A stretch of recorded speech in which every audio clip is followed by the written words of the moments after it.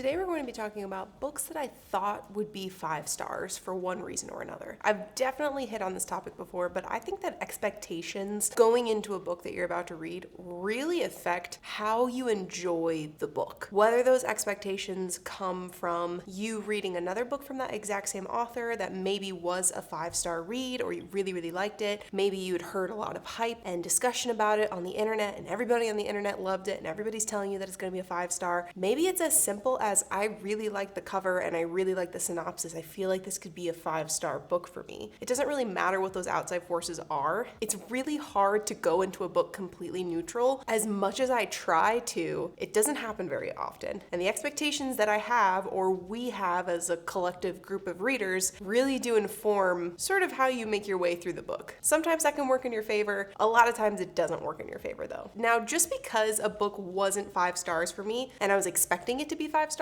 doesn't mean that I disliked the book or I was severely disappointed in the book. All of the books that I'm going to talk about today, I actually rated really highly and I, for the most part, really enjoyed. It's just that I was expecting them to reach 5 stars and they didn't. But as the disclaimer, I like these books. I'm not saying these books are bad. I'm just saying I was a little bit disappointed. But before we get into that, I did want to take a quick second to mention today's sponsor of this video, which is Skillshare. I've talked about Skillshare before, but I honestly think it's such a great platform and resource for creators, hobbyists, or professionals, or anyone that just wants to pick up something new. Whether you're trying to build a creative habit or level up in your career, Skillshare has a class for pretty much everything. As we're getting closer to the end of 2025, which is wild to say, by the way, I've been thinking a lot about how I want to approach this YouTube channel going into the new year. I work a full-time job and I have this channel as kind of a fun and creative outlet for me. But my process, at least recently, has basically been film on the weekends, whatever the heck video idea comes to mind that morning. And while sometimes that can work, most of the time it just adds a lot of extra stress to my week as I'm thinking about,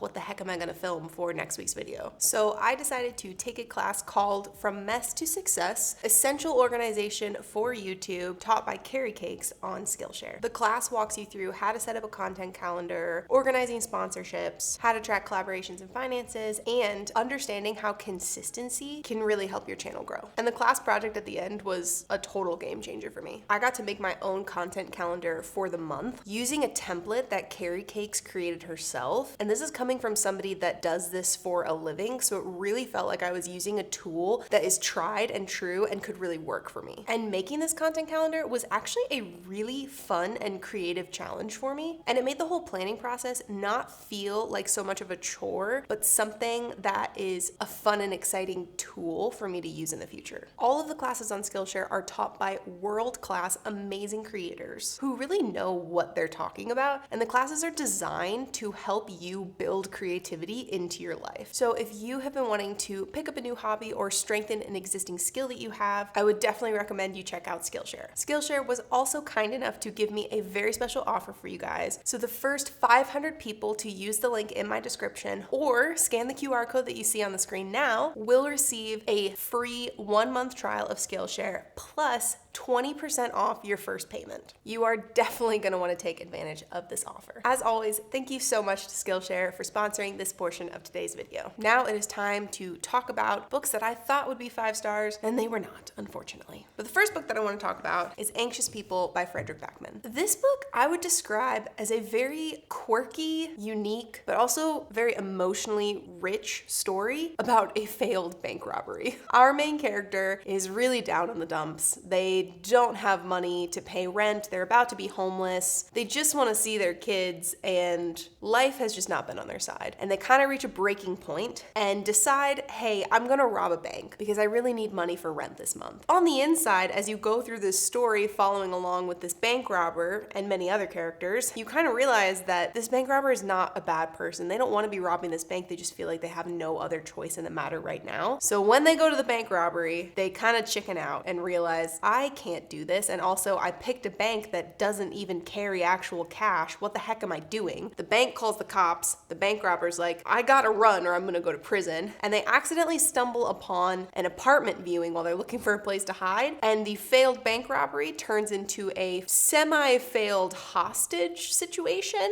where they just kind of take control of this apartment. And there's quite a few people in this apartment that are viewing an apartment to potentially buy. They were not expecting to be part of a hostage situation, but here we are. So we kind of follow a couple groups of people here. Obviously the bank robber is sort of like our main character, but then we have all of the people that are in the apartment that are being held hostage right now. And through the course of the book, we really learn a lot of their backstories, a lot of who they are, a lot about their relationships and why they're viewing this apartment to purchase. And we also are following a father-son cop duo who are slightly estranged, but not really. They just kind of have communication issues. So there's a lot of players in this book, a lot going on. It's actually kind of intense situations and semi-dark themes, but the book itself felt surprisingly lighthearted to me. A couple Frederick Backman books that I've read have been able to toe the line between humor and maybe somberness is the right word pretty well, where again, it feels like what's happening in the story, the themes that we're discussing are really intense and really serious, but the way that it's being written about doesn't diminish what's going on, but it just injects a little bit of tongue-in-cheek humor to keep the reader from getting really, really bogged down by all of these emotions, I think. At least that's how I've experienced most Frederick Backman books. This one was really similar. I would say the dissimilar one is Beartown. Beartown doesn't feel funny to me at all. That just mostly feels serious. Amazing book, by the way. But I think that's kind of the outlier. Anyway, back to Anxious People. So through this massive entanglement of bank robbery, hostage situation, apartment viewing, father-son cop duo, we just kind of get a character study of all of these anxious people, if you will. And we learn about all of their fears and their hopes and their dreams and their regrets in life. And everybody kind of just comes together in this really beautiful way that I thoroughly enjoyed. The reason that I thought this was going to be a 5 stars is because this is the 4th Frederick Backman book that I've read. My grandmother asked me to tell you she's sorry was the first one. I rated that a 4.5 stars. The second one was Beartown, easy 5 stars. Third one was My Friends, which I read this year. I mean, that's maybe like a 6 star at this point. That is one of my favorite books ever. And this was the 4th one. And I've heard so many people say that they love Anxious People and that it's their favorite Frederick Backman book because of the history of how much I had liked his books so far, and because of what everybody was saying, I was like,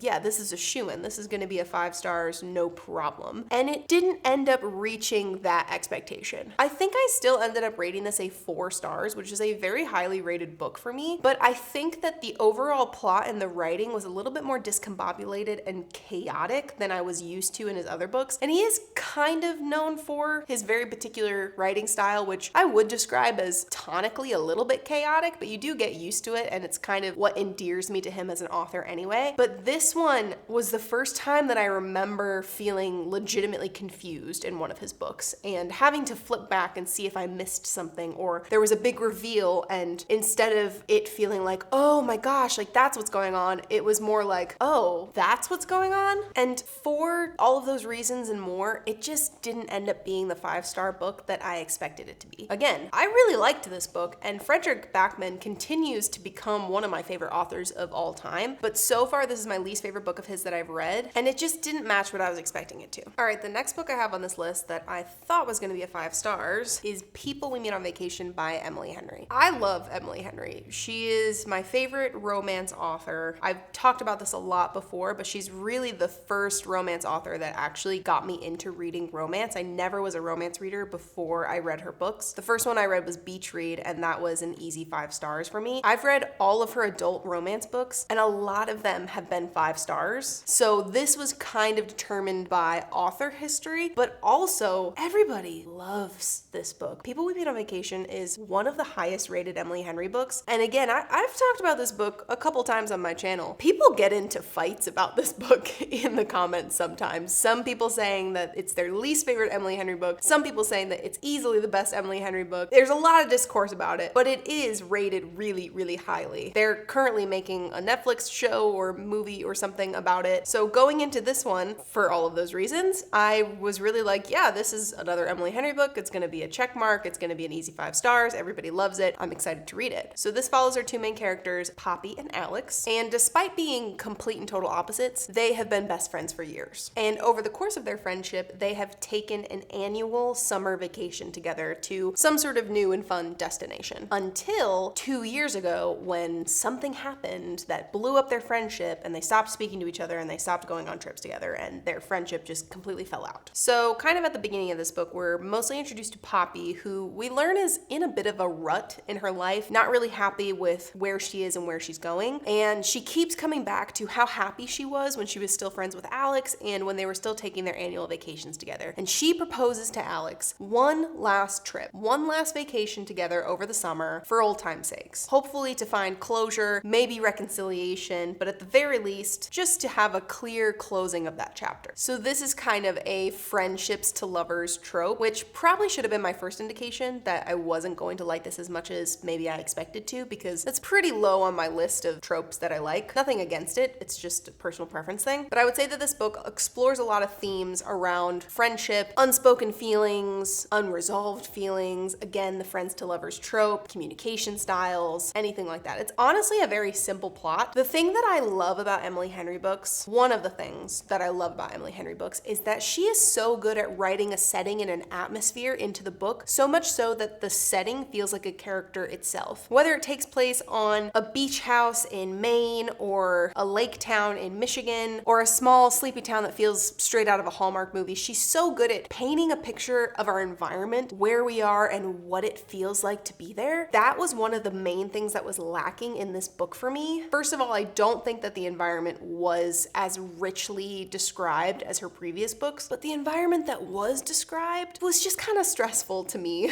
It wasn't beautifully relaxing or cozy as I've come to expect from some Emily Henry books. This is totally subjective, by the way, just a personal preference. It just stressed me out. It wasn't enjoyable to read about because of the vacation that they're on. Things kind of go wrong and don't go according to plan, which of course serves the greater plot, but it's just something that I've come to expect from an Emily Henry book that I didn't get, and that was definitely a disappointment to me. I also didn't love the relationship between Poppy and Alex. I never truly felt connected to either one of them, and I never really felt like their conflict was believable in my mind. So it was hard for me to get invested in their relationship. And the story itself, I think, was just a little bit too long. This is probably one of her most simple plots, in my opinion. I would say a lot of her plots are pretty simple, but they all have a little bit of a unique flavor to it that only Emily Henry can give. And this one just kind of felt like something that was very predictable. We've seen it happen before. Didn't like the characters, didn't like the setting. Overall, fell way beneath my expectations. I think I ended up rating this a 3-star, and this ended up being my least favorite Emily Henry book. No shade to anybody that does like this book. Again, I don't think it's objectively bad. It's just not what I was expecting, and it's not my personal preference when it comes to those types of books. Okay, moving on. The next book is one I've talked about a little bit as being a bit overhyped, and people don't typically take well to that, but I'm going to talk about it again because I thought it was going to be a 5 stars, and it definitely was not. And that is The Nightingale by Kristen Hanna. This book was originally written, I think, in 2015, 10 years ago, but I don't think that it got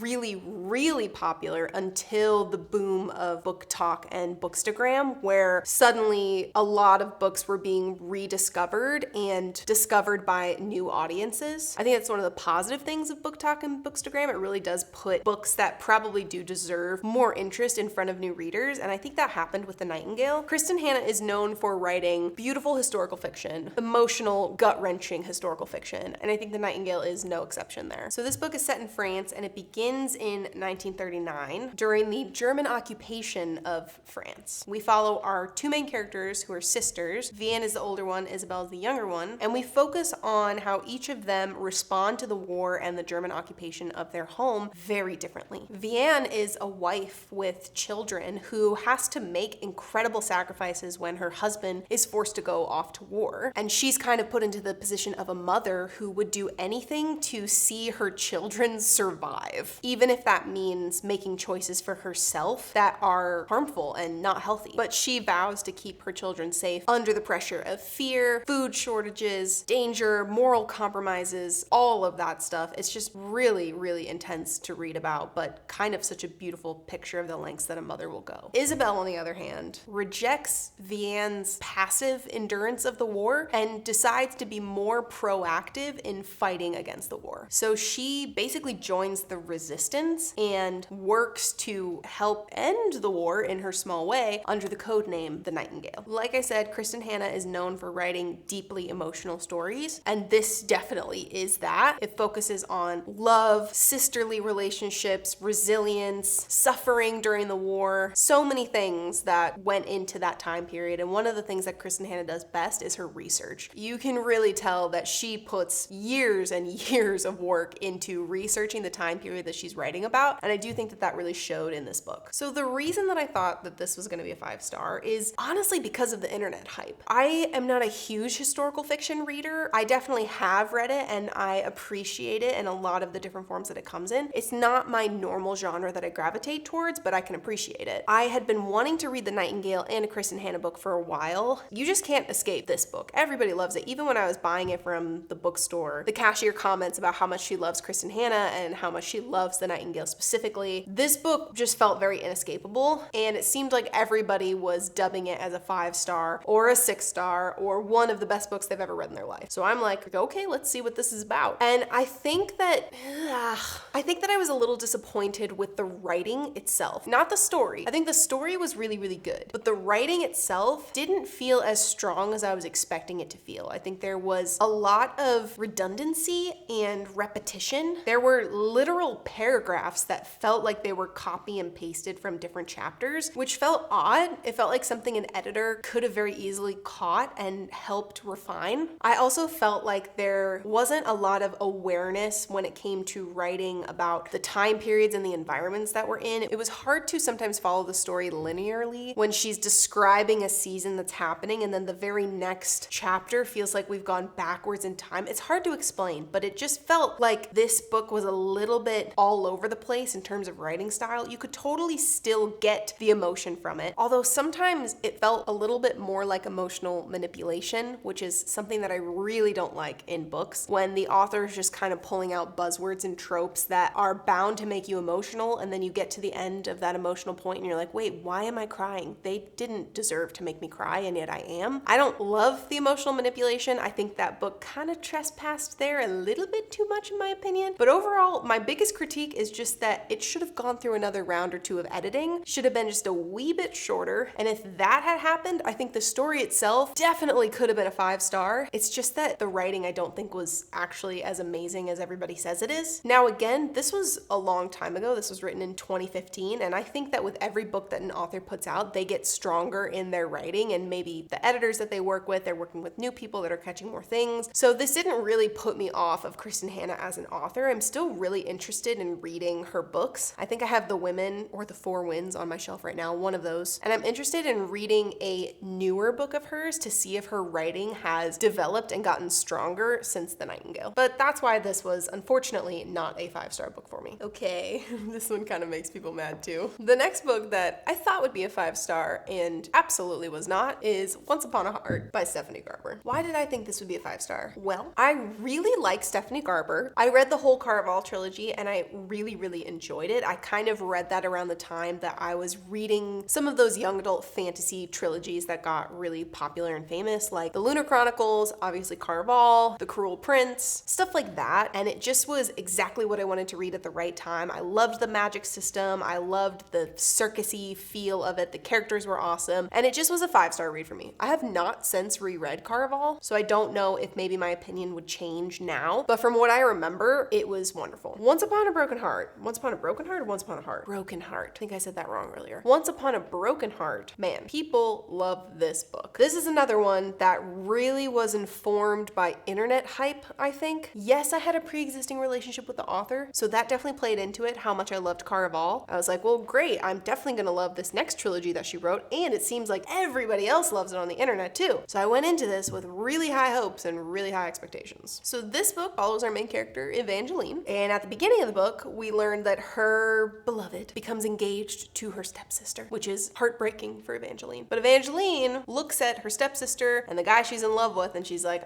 something's fishy here. I think that he's been bewitched. So because of this, she strikes a deal with the Prince of Hearts and asks him to stop the wedding in exchange for 3 kisses. And that's mostly all I remember of this book. And it's not 3 kisses for the Prince of Hearts, because his name is Jax, and he's actually in Caraval, and we learn that he can't kiss anybody because they'll die. So the 3 kisses that she makes a deal for is him telling her to kiss other people, and then he'll stop the wedding. I don't remember a lot else that happens because I just was really upset with this book because mostly it was so boring. None of the characters were likable. I didn't even really care for Jax, who's supposed to be this kind of dark and mysterious and brooding, that guy. Evangeline was very doe-eyed and green and doesn't have a lot of depth to her and just kind of felt like a little bit of an airhead and not like a strong female character that I was hoping for, especially compared to somebody like Scarlet or Tella from Caraval. I don't know, it just was really, really disappointing. This is probably on this entire list the only book that I would say I disliked. Even People We Meet on Vacation, while I was quite disappointed with that one, I was still able to find some enjoyment in it. This one, I just was like, what the heck? What is being written right now? This story is so hard to follow, and yet it's so simple that it's kind of boring at the same time. It was a far departure from my experience with Caraval, and I have not read books 2 and 3 of the rest of the series, although I will say, I think general opinion is that book 3, the final book in this trilogy, was also very disappointing for people that loved books 1 and 2, so that makes me want to read it even less. This is probably the book I'm being the harshest with right now, but I really did have very high expectations going into it, so it felt like the biggest disappointment to me. And I know I can't talk about the entire series as a whole because I haven't read books 2 and 3, but like I said, I just don't really have a huge interest in reading them. However, I did read Stephanie Garber's newest book, Alchemy of Secrets. I talked about it in a previous video, and I really loved that one. And I was scared about that one because I loved Caraval and I really didn't like Once Upon a Broken Heart, and I wondered if it was because I read Caraval so long ago that I didn't really remember the writing style of it. I just kind of remembered how I felt in the story while reading it, and maybe as an adult now reading it, and as my tastes have kind of grown and evolved, is it just that I didn't like the writing in general and I didn't remember that from Caraval? But Alchemy of Secrets, I ended up loving, and the story is so fun, and I think her writing is really strong. Even that tells me even more how much I really didn't like this book, unfortunately. I'm sorry if you like this book. I love people that like this book. I'm not saying that they're wrong. I'm just saying that it didn't do it for me, unfortunately. Okay, next I'm going to talk about a book that I read on Kindle. I don't have the physical copy, so the graphic is going to go up here. It is The Maidens by Alex Michaelides. I very recently read this one and kind of talked about all of my reasons for it not being a 5-star, so I'm going to breeze past this one pretty quickly. Basically, this story follows our main character, Mariana. She is a group psychotherapist who conducts group therapy out of her home, and when we first meet her, we learn that her husband, Sebastian, tragically died about a year ago, and she's kind of still dealing with a lot of the grief and the side effects of that. But at the beginning of the book, she gets a call from her niece, Zoe, who says, oh my gosh, there's been a murder on the campus of the college that I go to, which is Cambridge, and I think it's my friend Tara, even though they haven't released who the body is yet. I'm freaking out. Can you please come down and see me? And Mariana's like, yeah, of course, you're my niece. I love you. I'm gonna come comfort you because this is a really stressful situation. Mariana goes to Cambridge and through a series of events gets swept up in trying to solve this murder. And as more murders start happening, she realizes that there's a lot more to them than initially meets the eye. For one thing, they're very ritualistic and not necessarily as straightforward as you may think. They could be connected to a cult. She kind of gets into some freaky stuff trying to solve all this. There's a lot of different suspects on the board, and it's just kind of a bit of a mess. I loved reading this book. It was so fun. I loved the way it was written. The setting and the vibes were just perfectly what I wanted for reading in the fall season. And it was one of those books that just fly by. You just don't realize how much you're reading, and all of a sudden you're halfway through the book. And that's always such a good feeling. There wasn't a single slow or dull part of it to me. And I think it was just such a good plot and well-charted plot until the ending. I really did not like the way that the ending was wrapped up, which is just so classic for mystery books in my experience. I get really invested in the plot and the characters and the mystery or the murder or whatever is going on, and then the ending is so disappointing that it's a real bummer. But the rest of the book outside of the ending was so good that this was still a 4-star book for me. This was actually the only book on this list that I felt like was going to be a 5-star while reading it. I didn't have a lot of expectations going into it. I just kind of knew that I wanted to read it, but in the middle of reading it, I'm like, oh my gosh, this is a 5-star book. This is 100% going to be a 5-star book until the very, very end.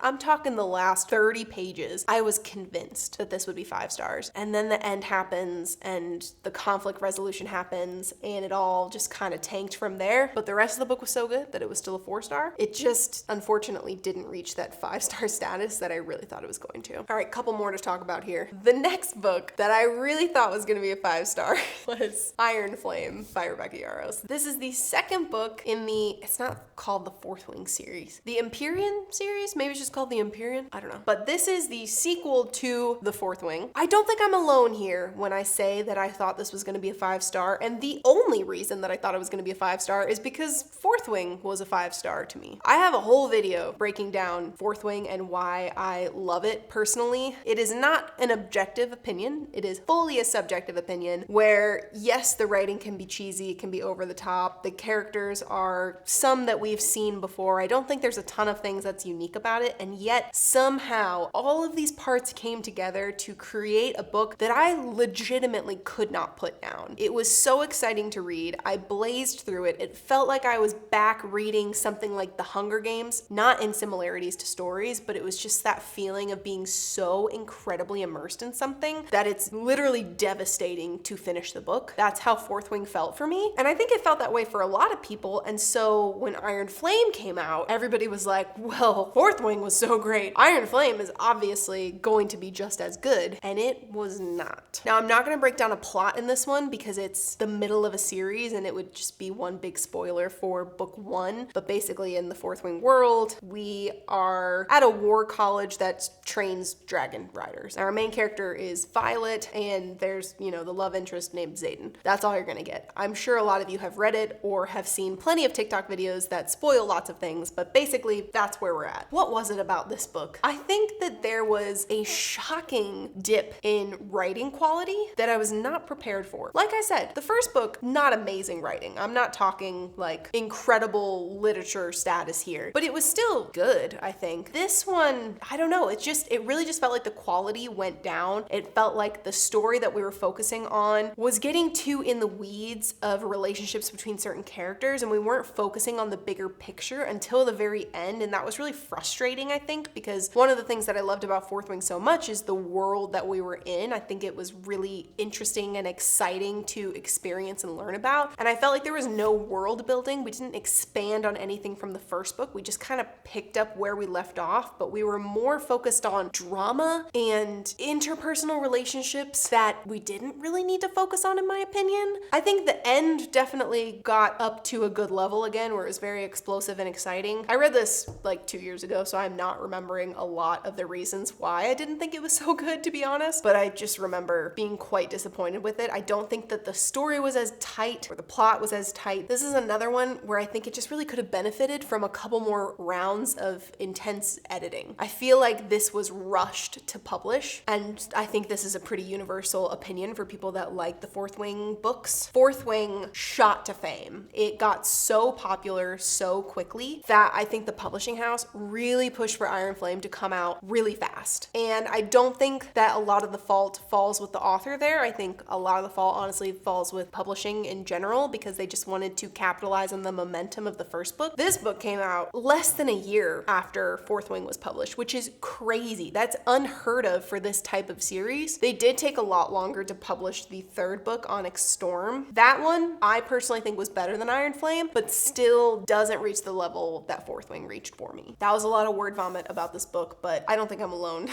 in these feelings. It just wasn't where I wanted it to be. Onyx Storm, on the other hand, I was not expecting a 5-star anymore because of how disappointing Iron Flame was. I was like, whoa, going into that one very precariously. And so it almost made it easier for me to enjoy it because I was expecting to be disappointed. So anytime it didn't disappoint me, I was like, oh, great, that's awesome. Here we are. Not this one though. Very sad. Okay, 2 more books here.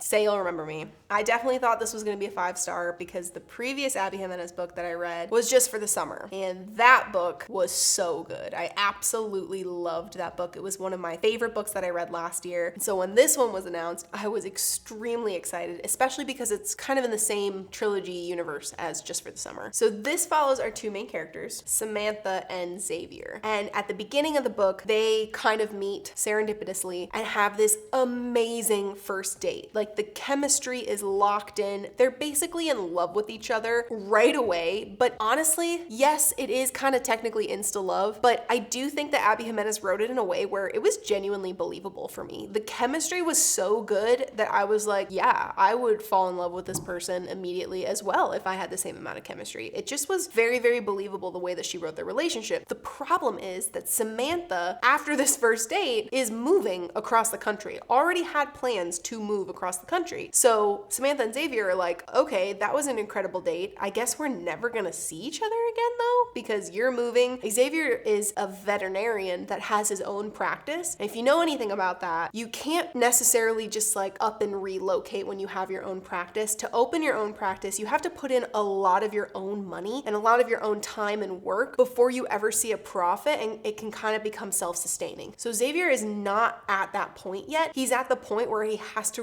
really, really grind and hustle in order to get to the profit-making point. So he cannot just up and leave, because that would mean that he's in a ton of debt. So they kind of come to this crossroads of, well, what are we gonna do? Are we gonna do long distance? Are we gonna break up? They don't wanna break up because they both realize how intense the chemistry and the relationship start was of that first date. So they're basically like, okay, let's try and figure it out. And the whole book is them just trying to figure it out. Them just trying to figure out a way to be together and all of the obstacles that come with it. And I think in one capacity, that was a really beautiful thing to focus on, showing an adult relationship that really has everything going against it, and then the perseverance to push through and still figure out how to be together. On the flip side though, one of the reasons that I didn't love this book is because that's all we focused on. I never got to see any other side to their relationship. It was just them trying to break through this wall that feels unbreakable. This book is so sad. So many sad things happen in this book. And because I really loved the characters from the very, very start, I was emotionally invested and it made me cry. And it got me to a point of being like, oh my gosh, this is like emotional, psychological warfare that is happening on me right now. And yet there was also a small part of me during it that was like, it still didn't really feel earned. It's hard to explain. It felt like we jumped so deep in the depths of this relationship and what they had to face and all of the obstacles that they were facing that we skipped so much of what builds a foundation for a relationship going down. It was just like all of a sudden the reader was expected to believe that they're soulmates for really no other reason except that they had a fantastic date. I read this back in April, so it is kind of slowly coming back to me in chunks of why I didn't necessarily love this book. I just remember feeling like on paper there was a lot of depth to what was happening, but when you really sit back and think about it, you're like, I actually didn't really get to know these characters. I feel like I didn't actually get to learn a lot about what was happening. It was just like I'm being told these things and expected to follow along, if that makes sense. I thought this was going to be a 5-star because of how much I loved Just for the Summer, and I got to the end of it and I was kind of just reeling. Like, I don't know how to gather my thoughts about this book because on one hand, I think I really loved it, and on the other hand, I questioned so many things. And because I was so conflicted about it as a whole, it couldn't be 5 stars for me. I think I may have rated it a 4-star, but it definitely didn't reach what I thought it was going to, and that's why it's on this list. All right, the last book that I was so sure was gonna be a 5 stars,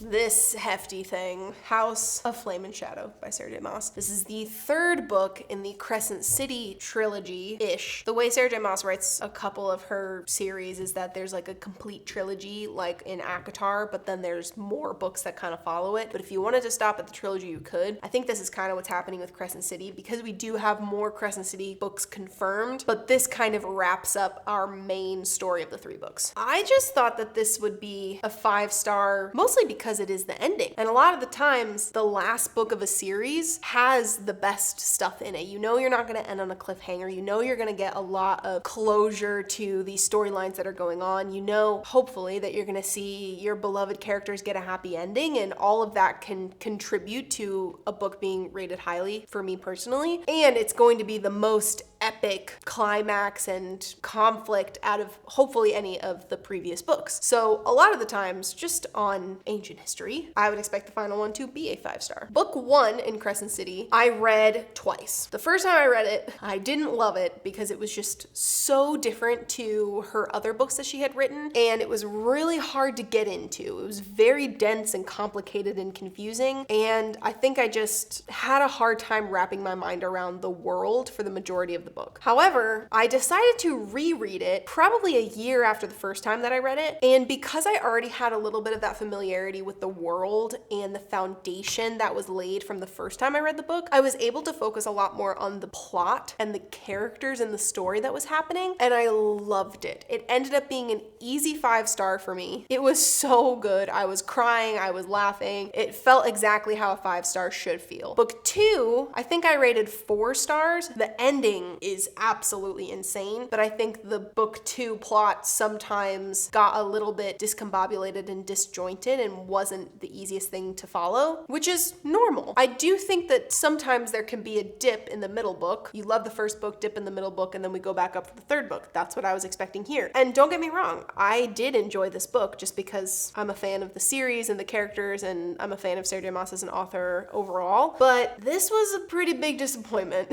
This was a big disappointment. Again, I'm not going to go into plot details because this is literally the final book in a trilogy, so it would be major spoilers, but some of the things I didn't like about it was similar to book 2. It just felt like this plot was all over the place. It was really hard to make all of the pieces fit together in my brain. I think the writing was not as solid as it could have been. Once again, probably could have benefited from a couple more rounds of edits, and honestly being a bit shorter. I don't think that this book needed to be as long. There were a lot of POVs in this book, and while I sometimes do love that, I think we need to build up to it first. To use Throne of Glass as an example, our first couple of books were only focusing on the POVs of basically 3 characters, and then as the books continue on, you start to introduce more characters, and now we're introducing this character, and now in this book we're only focusing on these 2 new characters that are different from the first books, and then the final book, Kingdom of Ash, you get all the characters' perspectives, and it's a lot of POVs, but because you have the history and the foundation laid through 7 other books, it's easy to jump between them. A similar thing I think happens in the Heroes of Olympus books, which is the spin-off series to Percy Jackson. It takes quite a few books for you to learn all of the POVs. In book 1, you get 3 specific POVs. Book 2, you get 3 new POVs, but only those 3 POVs, and you keep adding them until the end. Yes, we have a ton of people that we're bouncing between, but it was a slow drip of POVs. Crescent City did not do that, in my opinion. All of a sudden, in book 3, we just have a million people that we're following, and there wasn't enough time spent with these new POVs and these new characters for me to want to read their POVs. I just wanted to go back to the original characters that I have had time with and that I actually do enjoy. So I really didn't like that. I also didn't like the antagonist in this book, or I should say I did like the antagonist, but I was very disappointed with what happened with the antagonist. I think it was built up to be a lot more big bad than it actually was, and it was a bit of a letdown. There's a lot of things to go into it. Overall, though, was pretty disappointed with how this went. I think the ending was good, and the beginning was great. The whole,